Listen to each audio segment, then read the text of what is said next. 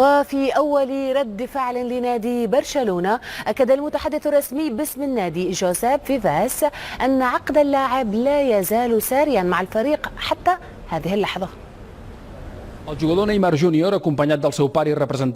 اللاعب نيمار جونيور يرافقه والده وكيل أعماله. أبلغ نادي برشلونة لكرة القدم قراره بالرحيل عن النادي في اجتماع عقد بمقر برشلونة. ردا على موقفه، أبلغه النادي بأنه يوجد شرط جزائي في تعاقده الذي لا يزال ساريا بقيمة 222 مليون يورو، وأنه لا بد من سداد قيمة هذا الشرط كاملة.